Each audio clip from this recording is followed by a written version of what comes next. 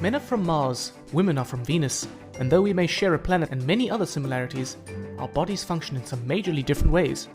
In this video, we'll take a look at some of those differences unique to women.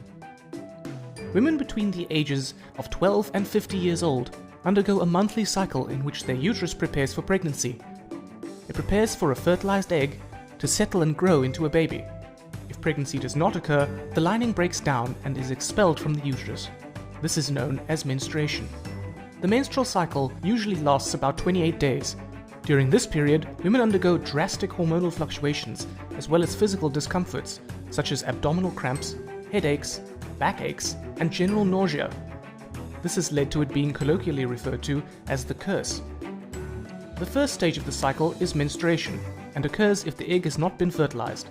This lasts between 3 to 7 days and is more commonly known as a period.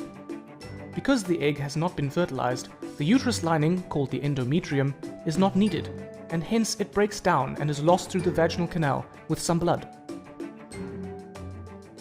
The next stage is known as ovulation, and is when the woman is most fertile. After menstruation, the lining of the uterus thickens up again in preparation for a fertilized egg, and inside the ovary, a follicle develops. At about 14 days into the cycle, an egg is released from the follicle in the ovaries, and fertilization could take place. If the egg is fertilized and embeds itself in the thick uterine lining, the lining is not shed, and thus menstruation does not occur, and the woman becomes pregnant. If it doesn't manage to embed, then the lining will break down and menstruation will occur and the cycle is repeated. The menstrual cycle is controlled by two main hormones, estrogen and progesterone. We met these hormones in this video. Estrogen is produced by the ovaries and causes the uterus lining, the endometrium, to thicken again after menstruation so that it is ready to receive an embryo. Progesterone is produced by the empty follicle in the ovary. See how it is produced after the egg has been released and then drops off if the egg does not embed in the uterus or if the egg is unfertilized. But if the egg is fertilized and embeds, then progesterone levels stay high for the first 6.5 months of pregnancy. The follicle continues to produce it and a placenta is formed.